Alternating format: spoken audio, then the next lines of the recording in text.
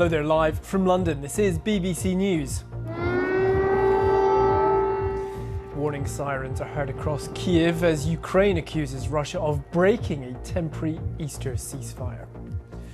The Pope is expected to attend Easter Mass at the Vatican but won't give the main sermon as he recovers from pneumonia.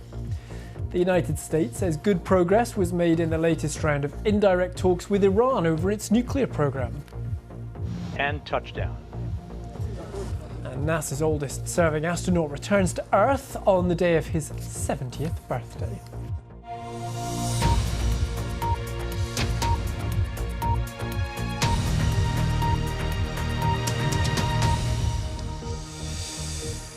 Hello there, welcome to BBC News. I'm Rich Preston. Very good to have you with us. Ukraine's President Volodymyr Zelensky says his country will honour an Easter ceasefire announced by Vladimir Putin, but says Russia is continuing to attack Ukrainian positions. It was an unexpected announcement by the Russian president, and in a message issued a few hours after the 30-hour ceasefire was due to begin, the Ukrainian leader said Russia's assault was ongoing in several places, with artillery and drones still being launched.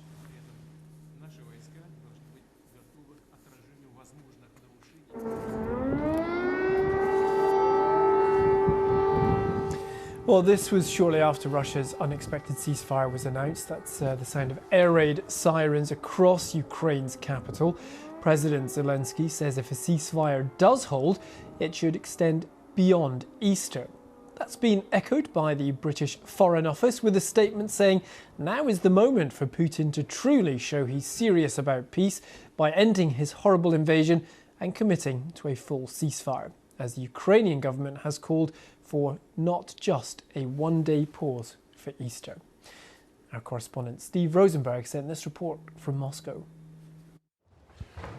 President Putin had summoned one of his most senior military officials for a battleground briefing. Chief of the General Staff, Valery Gerasimov, told him that Russian forces were advancing.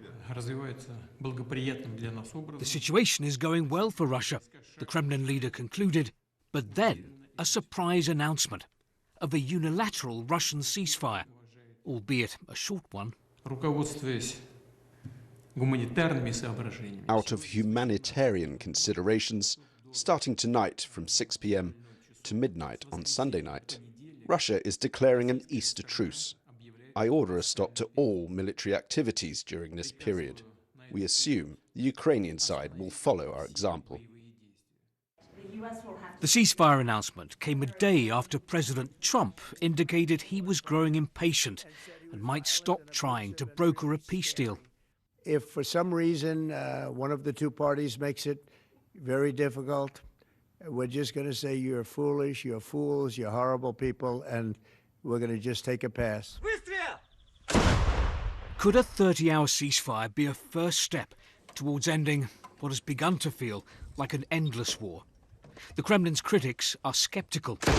There is no trust in words coming from Moscow, was President Zelensky's reaction.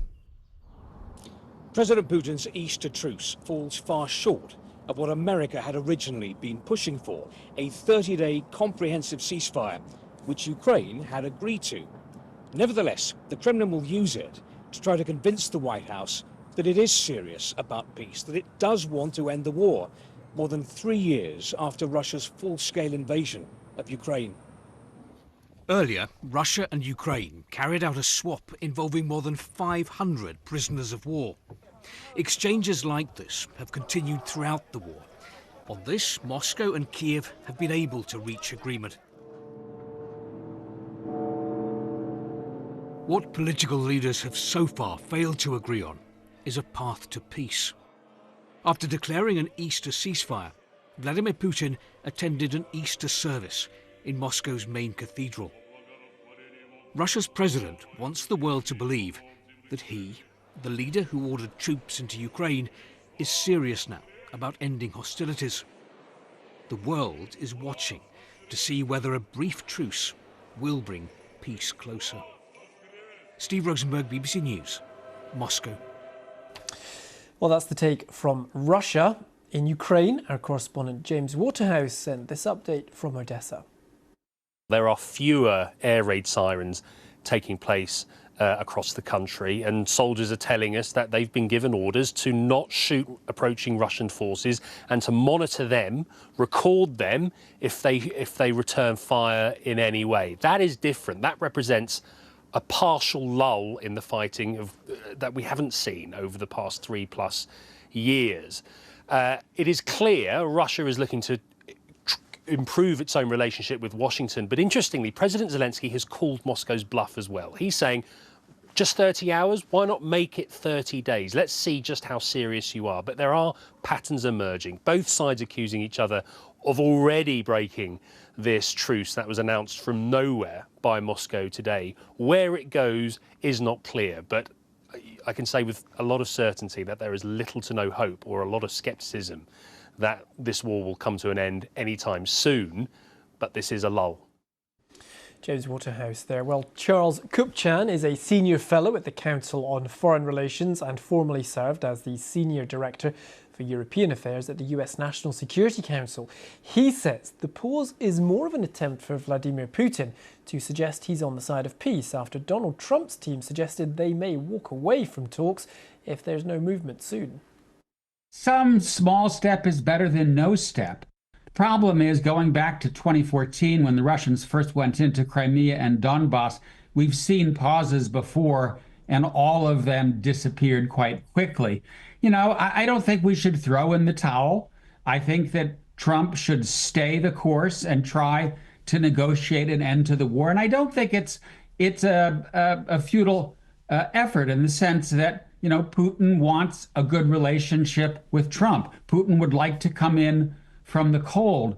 The problem is that I think by undermining Ukraine, by saying to the Ukrainians, we're going to walk away from you, maybe we're not going to give you weapons anymore, Trump is in some ways making his goal more elusive, because he's weakening Ukraine's strength at the negotiating table when he should be strengthening it.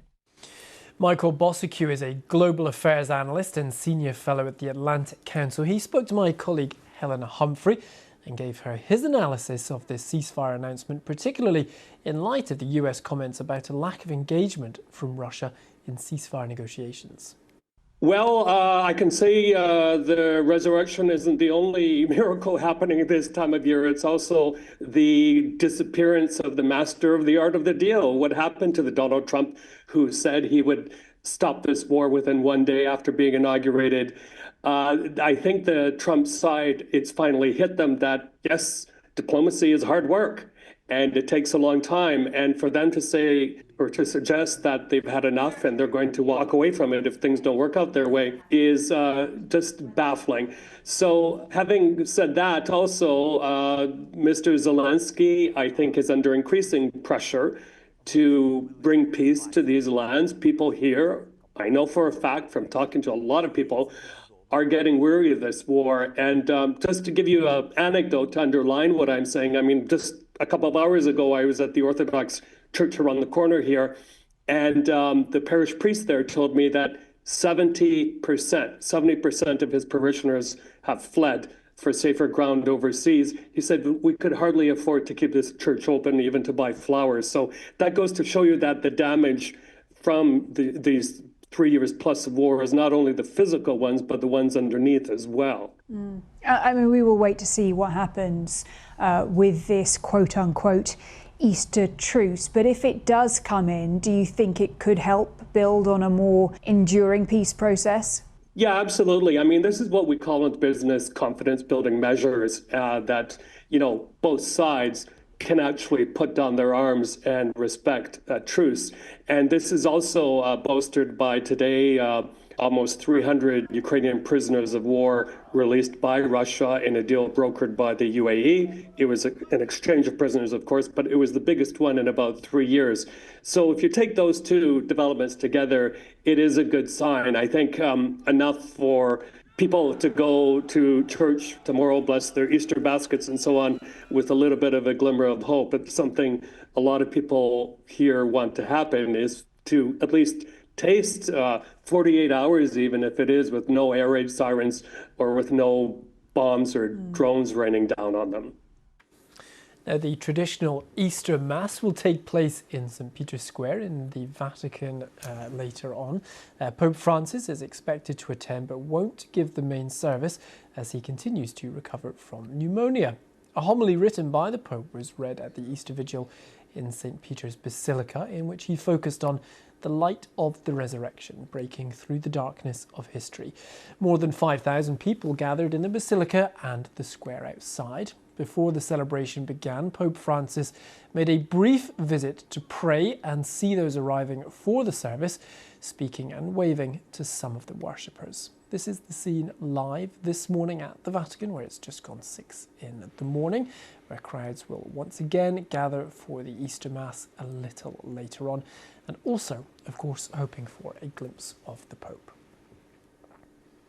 Meanwhile, here in the UK, the Easter sermon, traditionally given by the Archbishop of Canterbury, will instead be delivered by the Archbishop of York. That comes after Justin Welby's resignation over the Church's handling of child sex abuse cases.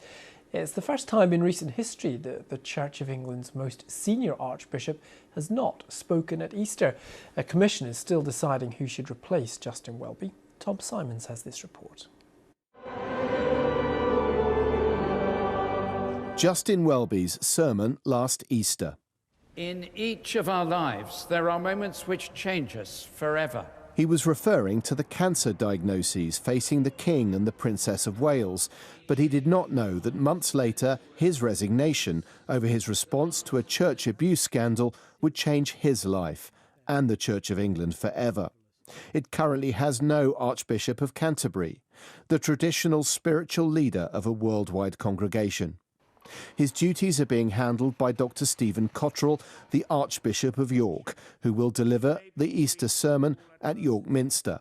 He too has faced calls for his resignation from other clergy concerned at his willingness to act in the past when faced with evidence of abuse. While last year he spoke of inequality and global conflict, this Easter he may feel the need to address the leadership crisis within the Church.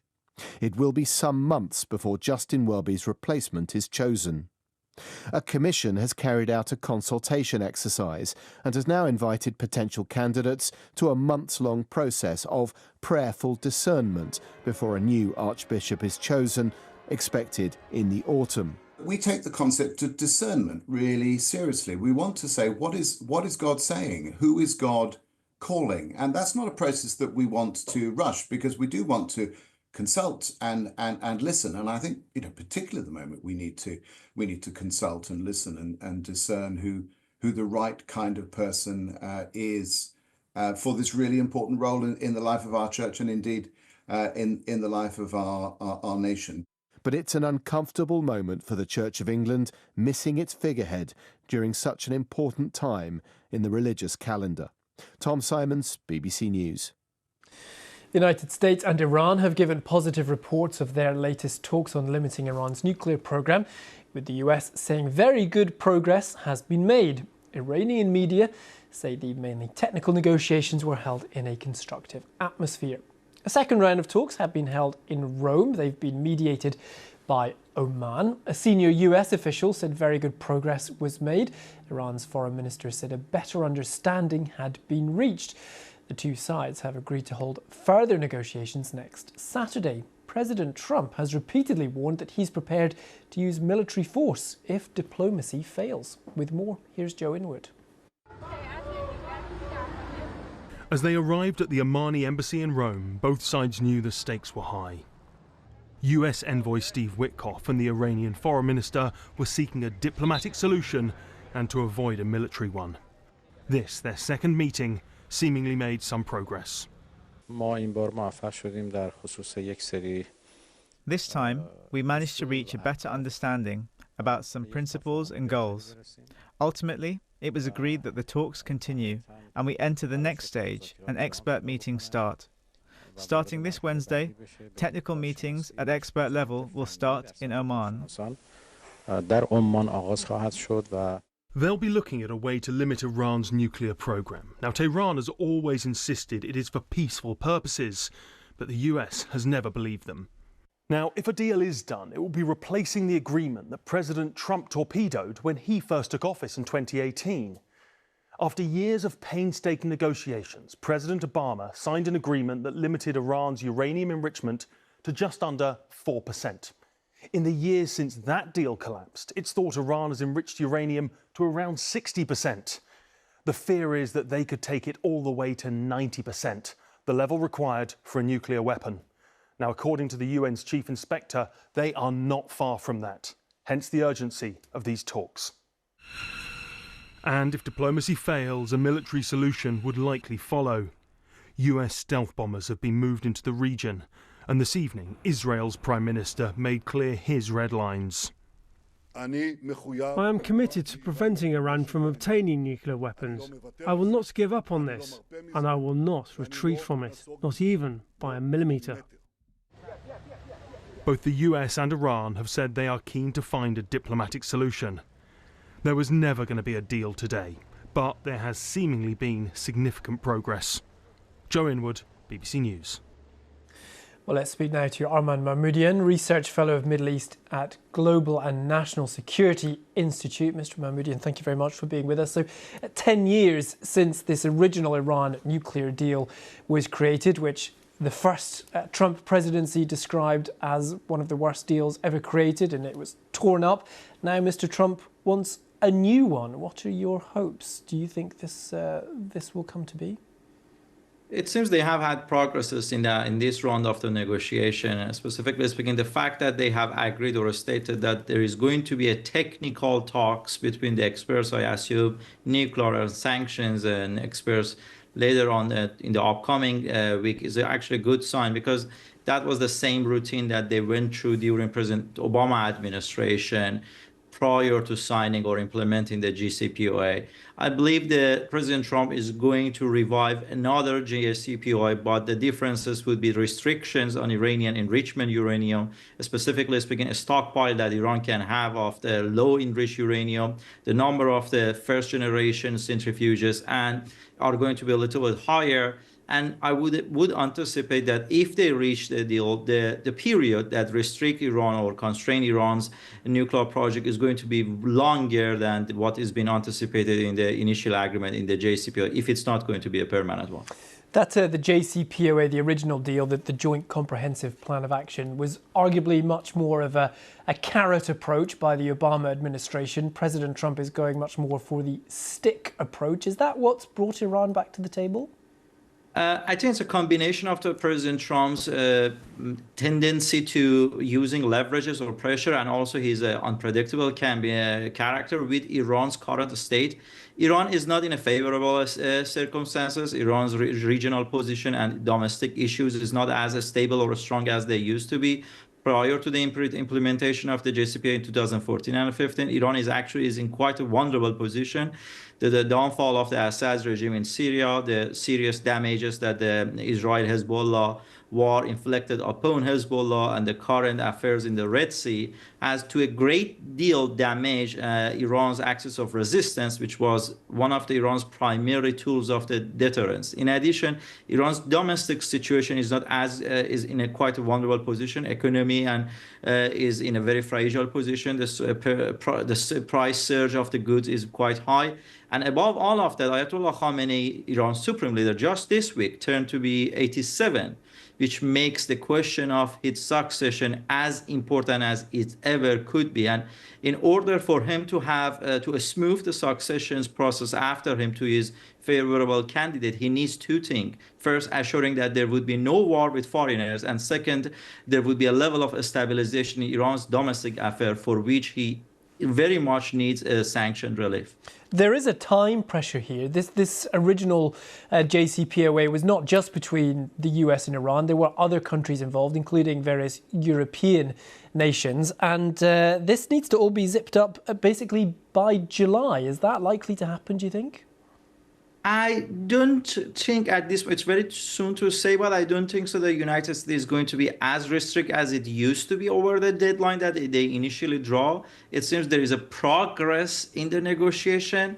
I believe that they will try to reach let's say that initial draft or initial arrangement of de-escalating and decreasing Iranian nuclear program.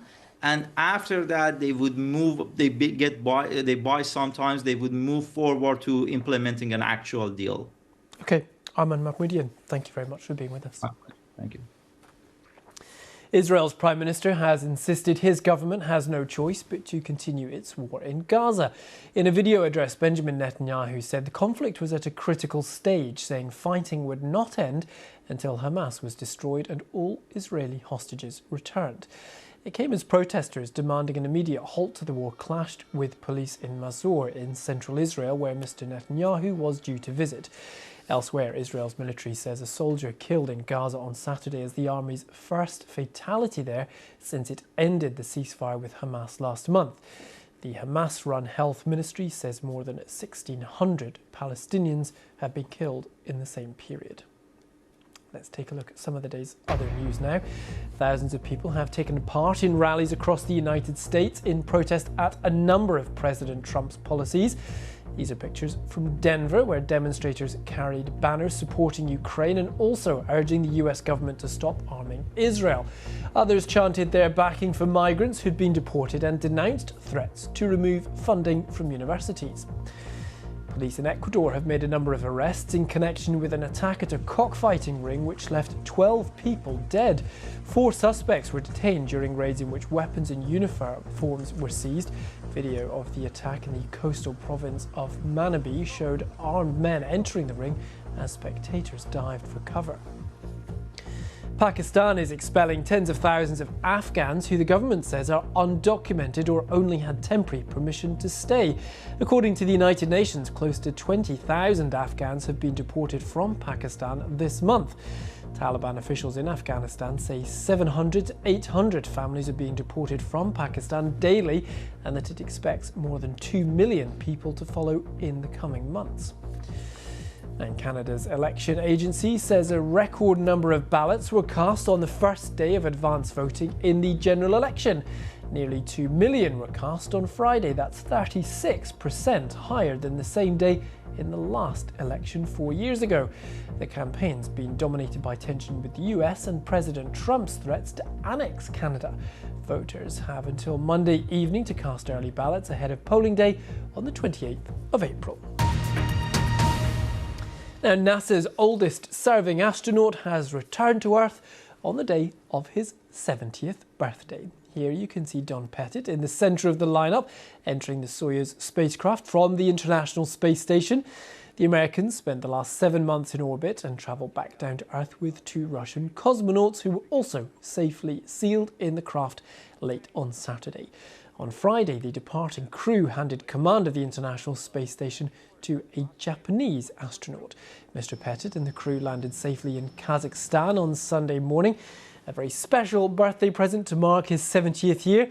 And he's had quite the career. NASA say he's completed 3 space flights, logged more than 370 days in space, and completed over 13 hours of spacewalks in that time. Now, there are many Easter traditions around the world, perhaps including, say, wearing an Easter bunny tie on Easter Sunday. But here's one you might not have heard of. Yesterday, a group of dogs took to a racetrack just east of Edinburgh for the annual Corgi Derby.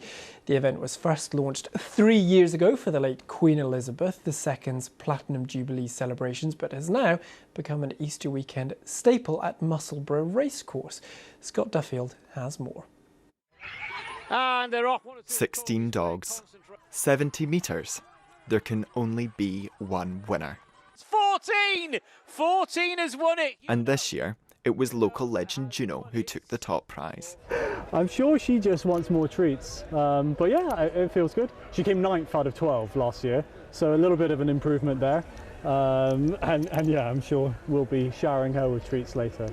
In the hotly contested race, the 4-year-old Portobello resident pipped last year's champion Rodney to the finish line. And the secret to her training? You just let her chase you all the time, up and down the beach. That's what we did. The Musselburgh Racecourse Corgi Derby launched in 2022 to mark the late Queen's Platinum Jubilee by celebrating the monarch's favourite breed. It's since become an annual celebration. And waving the starting flag this year for the second time was tennis legend Judy Murray. It's always carnage because they're so noisy at the start because they're so excited, and you've got one owner with them at the start, you've got the other owner at the finish line with the treats or whatever it is, and some of them will run straight, some of them will not start at all, and some of them will go off at tangents and bump into each other or bite each other. It's absolute carnage, but it's great fun because it's so unusual. So, will Juno be back to defend her title? I think so, yeah. As long as we live up here, we'll be coming back again. Particularly now, I suppose. We know she can do it now. Scott Duffield, BBC News. Now, before we go, just time to go fly a kite. One of the biggest kite festivals in the world is underway in Weifang in eastern China. The city is known as the kite capital of the world and also claims to be the birthplace of the flying craft. 257 teams from more than 50 countries have gathered this weekend for the 42nd running of the event, with kite flying competitions and displays. Much more still to come. Do stick with us on BBC News.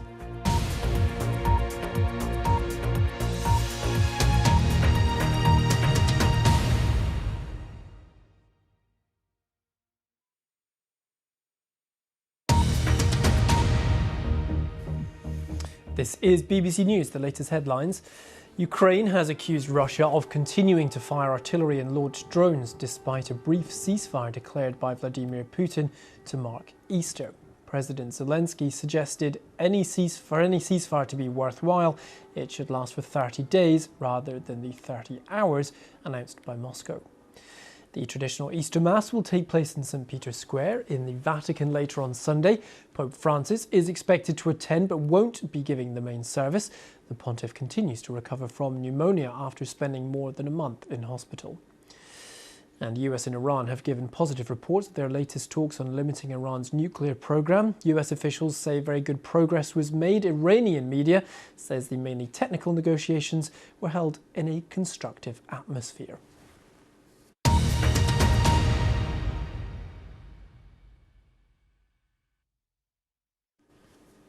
Now, here on BBC News, electric flying.